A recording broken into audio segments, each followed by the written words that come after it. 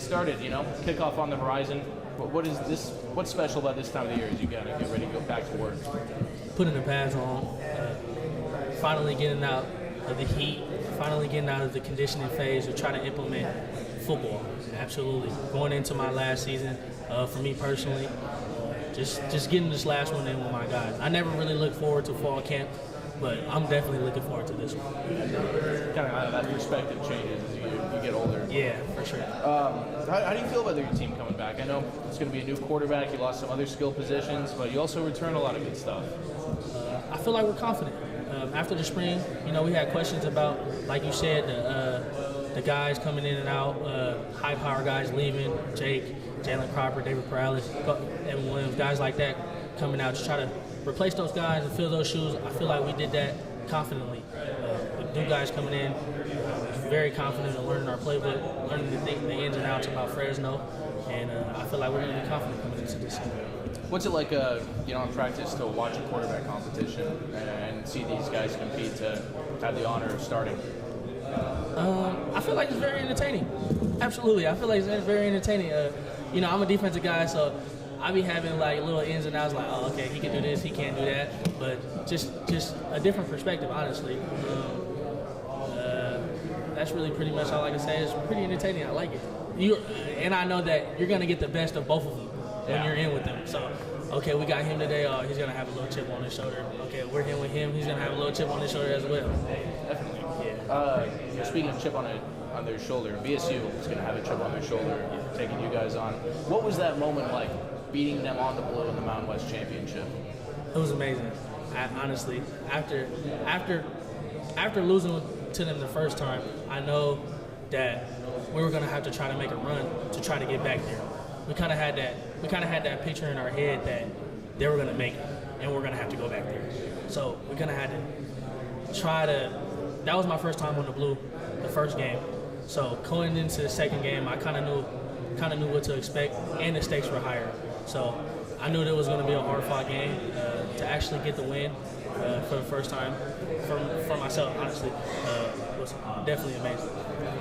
Taking on Taylen Green, you guys were one of the few teams that were kind of able to stop him or slow him down last season in that championship game. What do you think made you guys so successful at taking care of that on defense? I want to say our game plan or our game film.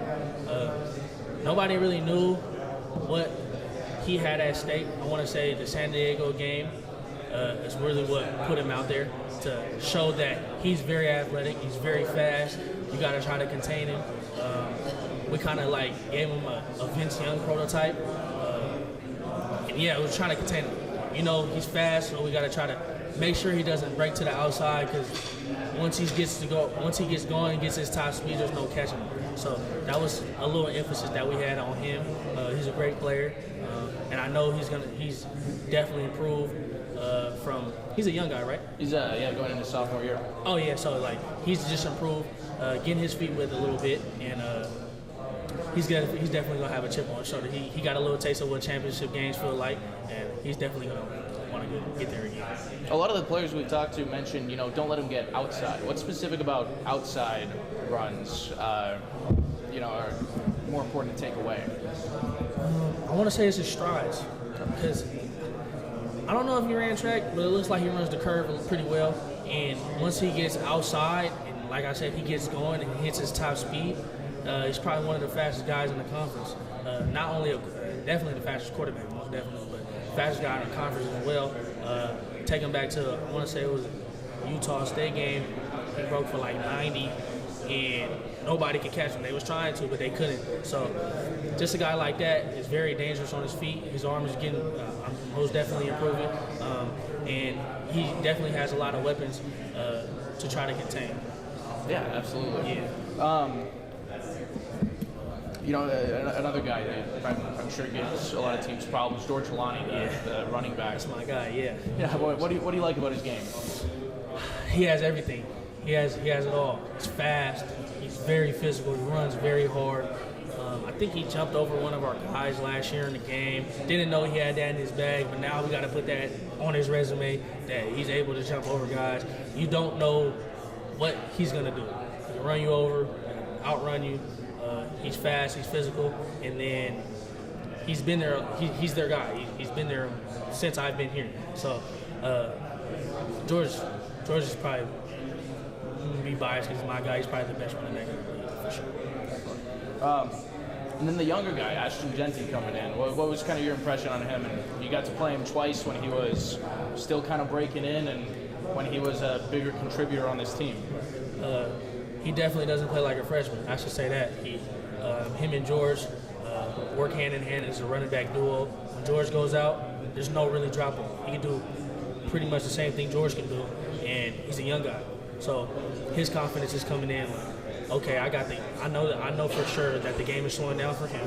So he's gonna come in with a little chip on his shoulder to be that guy for when George leaves, that he's gonna be that name in Boise, in the Mountain West Conference, that he's the best running back for sure. Do you think they're similar, or do they have differences in their run style and kind of the challenges they give defenses? I think they're kind of similar. I want to say George has a little more finesse to his game, kind of a little bit, maybe just a little bit, but the other one definitely has finesse to his game. He breaks a lot of tackles. You can tell he was strong. I didn't know he was that strong. Looking on the scouting report, you see a freshman, you just kind of like just look past it. And we definitely didn't look past him in the second game. So, yeah, absolutely. Yeah, definitely. And linebacker to linebacker, DJ Schramm. I know you don't line up against him, but what do you kind of respect about what he does at your position? I heard his name a lot. He's from Fresno, so we know that he's a physical guy. We know that he's the leader. He was next to Zeke. Is that his name? Zeke? Yeah, Ezekiel Noah. Oh, yeah. So Noah was the guy. The duo right there was absolutely a duo to be reckoned with in the conference. But DJ's going to be a guy that's arguably going to be the best defensive player in the conference. You could tell he has his leadership. He's big. He's actually bigger than what I expected in person. But he's big and he's physical. He can get sideline to sideline, and we know that he's a run stopper, and he's going to be that leader on that defense for sure. How much does the rivalry mean between you guys and BSU, other than the milk can trophy and all that? But there is a ton of history between these two teams. So when I came in, I didn't get to play Boise right away. I didn't get to play them until 2021. But I know that Fresno State and Boise is always the top of their conference, always the top. Boise is always the top on the mountain side. Fresno's always, besides San Diego State, always the top on the west side. So every time those two meet up, it feels like, even if it's not a Mountain West Championship, it feels like it's Mountain West Championship atmosphere. And for some reason, every time we play each other, we kind of have a picture in our head like, okay, we're going to have to see this team again. So it's always championship-like atmosphere. The rivalry, the game is always chippy, and we always get the best out of Boise, and the Boise always gets the best out of us. So it's always a dogfight. Absolutely. We've been talking to everybody about this, but the new era of NIL, what are your thoughts on it? What has it done for you and some of your teammates? I want to say it's helped. It's helped, but I want to say you kind of don't want to get into. I wouldn't say that. I'll say you got to look at the game of football more as you got to look at NIL as like a positive and a negative. You don't want to get too much into it, because you still want to have the love for the game of football. You still want to try to make it to the next level. You still going to want to try to make the big money, the real money, I should say. So getting into that, I kind of like just put that to the side, kind of try to make football my priority, to try to make it, like I said, try to make it to the real money. It's always a plus to get NIL, to get the recognition you deserve, but there's always pros and cons to that. Definitely. My final question, a lot of BSU fans are going to be traveling down to Fresno. What should they check out when they're in town?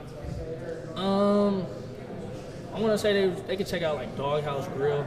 Doghouse Grill is always a go-to in Fresno. It's a little barbecue spot. It's right around the corner from our stadium. Tri-Tips is magnificent, and besides that, just try to beat the heat. Absolutely, just try to beat the heat, get out the heat. Anything you want to ask? I got three. Let's kind of talk to him. You just look at me. You mentioned kind of George Lonnie having that speed, but he's also physical. So would you rather play a guy that's kind of like, or just in football, that's like more physical or fast? A guy that, maybe has more speed, but it's not as physical, or a guy that, slower, but he's a lot more physical. Like, which one would you rather play? To be honest, I think I'll probably play the speedy guy. Because I just know, like, he run through the hole, he's not going to try to run you over. George is definitely the opposite. He's definitely both. He can beat you, and then he can run you over as well. So, like, I definitely try to play this. So what's it like to play a guy that has both? You got to game plan it. You got to try to bring it in the hole because he's going to try to run you over. And you can't be too overly aggressive because he has the finesse moves to break you down as well. So you're going to try to just have, I want to say, a clear image in your head of what you're assuming that he's going to try to do to you. And to try to just get him on the ground. It don't got to be pretty, but try to get him on the ground. Absolutely. And then kind of last question. That Fresno State win on the blue, that was the biggest win Fresno State's ever had on the blue. I think that might have been Fresno State's first win on the blue, I'm not sure. But and then going back through history, Boise State's biggest win in Fresno was Derek Carr. Right. Yeah, so that's like, these are historic games against Boise State, Fresno. Like, what does that mean, I guess, for a player for the university? Just kind of take me through some of that history. The history is always, I wouldn't say the history is always written, but the history between the two is always, you never know what's going to happen. My 2021, we was on a roll, and Boise came into Fresno and put it on us. So that's something like, we definitely can't take Boise lightly. We see Boise on the schedule, and we know it's going to be a dogfight. We know they're bringing their best guys, and we know their game plan is always going to be top notch. So we're going to try to match that. And to win in the blue, it was a hostile environment for sure. The whole city of Boise was a hostile environment for us, for me personally. So to win on the blue, to actually get my first win against Boise in stakes at that championship was definitely great for sure.